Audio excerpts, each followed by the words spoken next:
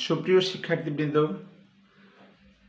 তোমরা হোয়াইট বোর্ডের লেখাগুলো দেখে নিশ্চয়ই বুঝতে পারতেছো আজকে আমি আবার কমপ্লেক্স, সিম্পল এবং কম্পাউন্ড নিয়ে এসেছি। আমি ছোট ছোট করে কমপ্লেক্স, সিম্পল এবং কম্পাউন্ডের অংশগুলো দেখাচ্ছি যাতে করে তোমরা ধৈর্যের সাথে ক্লাসগুলোকে উপভোগ করতে পারো এবং বিষয়গুলোর জটিলতা দূর করে শিখে নিতে পারো। লার্নার্স, ফার্স্ট সেন্টেন্সটা তোমরা খেয়াল করে দেখো। If you read more you can learn more. তুমি যদি বেশি পড়ো তাহলে তুমি বেশি শিখতে পারবে। এটা কন্ডিশনাল সেন্টেন্স, তোমরা খেয়াল করো।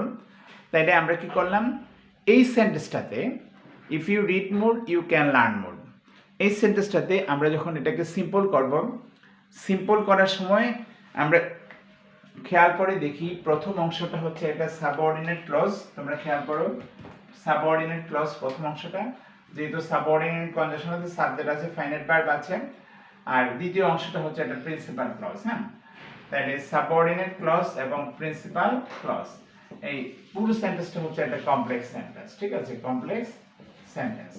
আর কমপ্লেক্স সেন্টেন্সটাকে আমরা যখন সিম্পল করব, সাবঅর্ডিনেট ক্লজের অংশটাতে আমরা একটা পরিবর্তন আনলেই হবে, প্রিন্সিপাল ক্লজের অংশে কোনো পরিবর্তন করার দরকার নাই। কি পরিবর্তন আনবো একটু খেয়াল করো। আমরা ইফ এবং ইউ এই দুইটা বাদ দিয়ে আমরা খেয়াল করবো এই অংশটা অ্যাফার্মেটিভ না নেগেটিভ।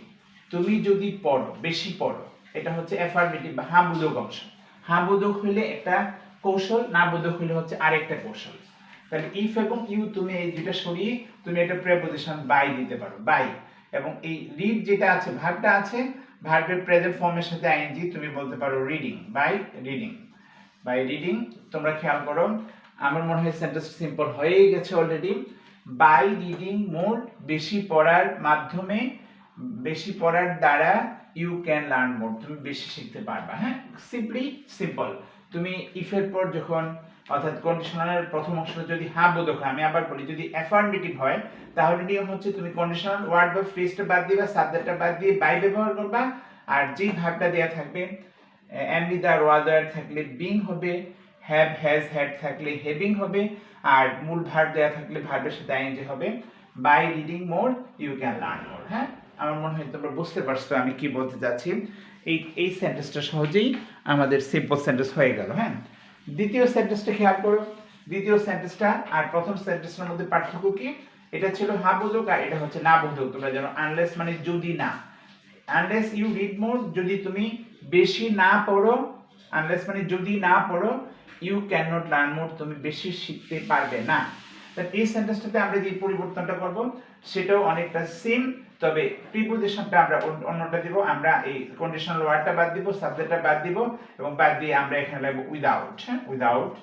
তারপর এই ভার্বের সাথে আমরা আইএনজি দেব, ভার্বের প্রেজেন্ট ফর্মের সাথে, বেস ফর্মের সাথে আইএনজি তোমরা জানো। তাহলে without reading more you can not learn more. হ্যাঁ, dear learners, in the first sentence আমরা কি করেছি? আমরা জাস্ট খেয়াল করেছি কন্ডিশনাল অংশটা, ইফের অংশটা হ্যাঁ বোধক না না বোধক। আমরা দেখলাম হ্যাঁ বোধক, তখন আমাদের পলিসি হচ্ছে আমরা সিম্পল করার জন্য ইফ এবং ইউ অর্থাৎ কন্ডিশনাল ওয়ার্ড এবং সাবজেক্ট বাদ দিয়ে আমরা বাই লিখেছি আর মূল ভার্বের সাথে আইএনজি দিয়েছি। সেন্টেন্সটা সহজেই সিম্পল হয়ে গেল, by reading more you can learn more. দ্বিতীয় সেন্টেন্সে আমরা খেয়াল করেছি কন্ডিশনাল অংশটা অর্থাৎ শর্তমূলক অংশটা যেটা আছে এটা কি অ্যাফার্মেটিভ নাকি নেগেটিভ, হ্যাঁ বোধক না না বোধক। আমরা দেখলাম আনলেস ইউ, আনলেস হচ্ছে না বোধক শব্দ, যদি তুমি না পড়ো, বেশি না পড়ো। তাহলে না বোধক অংশে আমাদের পলিসিটা স্লাইড ডিফারেন্ট একটা পলিসি আমরা অ্যাপ্লাই করেছি, সেটা কি আনলেস এবং ইউ এই দুটো পরিবর্তন করে, অর্থাৎ আমরা এখানে উইদাউট লিখেছি এবং ভার্বের সাথে আইএনজি দিয়েছি। হ্যাঁ, দ্য ডিফারেন্স প্রথমটা হচ্ছে বাই দিয়ে করেছি, দ্বিতীয়টা উইদাউট দিয়ে করেছি, তাছাড়া সব ঠিক আছে।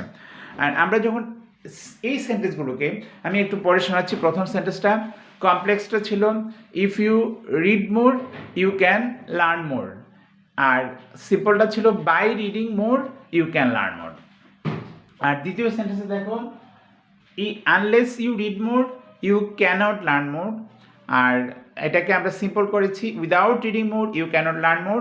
একটা বিষয় খুব অসাধারণভাবে তোমরা লক্ষ্য করেছো নিশ্চয়ই, সেটা হচ্ছে দুইটা সেন্টেন্সে আমরা প্রিন্সিপাল ক্লজের অংশটা আমরা কিন্তু পরিবর্তন করিনি, আমরা পরিবর্তন করেছি সাবঅর্ডিনেটিং ক্লজটা যেটা আছে, অর্থাৎ ডিপেন্ডেন্ট ক্লজটা যেটা আছে সেটা আমরা পরিবর্তন করেছি। কিভাবে পরিবর্তন করেছি, কোন শর্তে পরিবর্তন করেছি তোমরা বুঝতে পারছো? আমরা খেয়াল করেছি হ্যাঁ বোধক না না বোধক। আমি যদি এই সেন্টেন্স দুইটাকে এখন কম্পাউন্ড করতে চাই তখন আরও সহজ। তোমরা দেখো এখানে শর্তটা কম্পাউন্ড করতে গেলে শর্তটা আমি তো বলি। শর্তটা হচ্ছে তোমরা খেয়াল করবা হ্যাঁ বোধক অংশে হ্যাঁ বোধক বা না বোধক এটা বড় কথা না, বড় কথা হচ্ছে তোমরা একটু খেয়াল করবা হ্যাঁ বোধক এবং না বোধক যে অংশ, হ্যাঁ হ্যাঁ বোধক এবং না বোধক যে অংশটা তোমরা একটু খেয়াল করবা সেই অংশটার সাবজেক্টটা সেকেন্ড পারসন কিনা। সেকেন্ড পারসন হলে তোমার জন্য কাজটা অত্যন্ত সহজ হয়ে যায়। তোমরা একটু খেয়াল করে দেখো ইউ, এখানেও ইউ মানে অর্থাৎ দুইটাই হচ্ছে সেকেন্ড পারসন।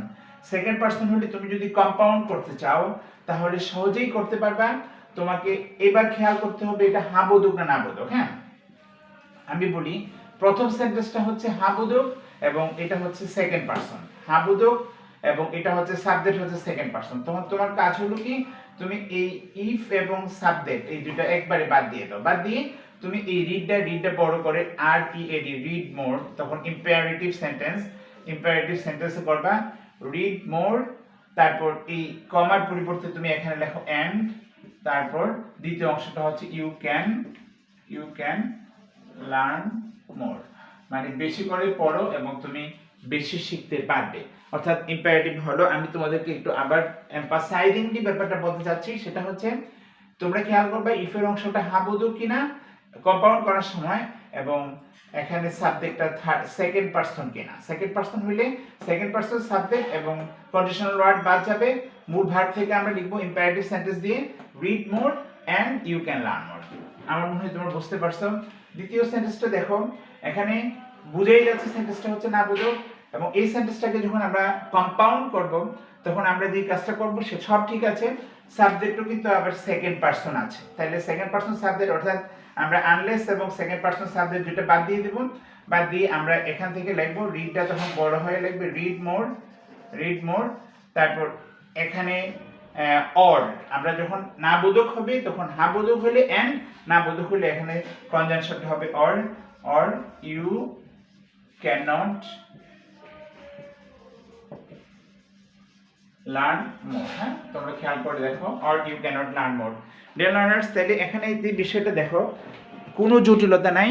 আমরা যখন দেখেছি ইফের পর হ্যাঁ বোধক অংশ এবং এটাকে আমাদের কম্পাউন্ড করতে বলছে, আমরা কিভাবে করেছি আমরা দেখো সিম্পলটা আমি পড়ছি if you read more you can learn more, আর কম্পাউন্ড হচ্ছে read more and you can learn more.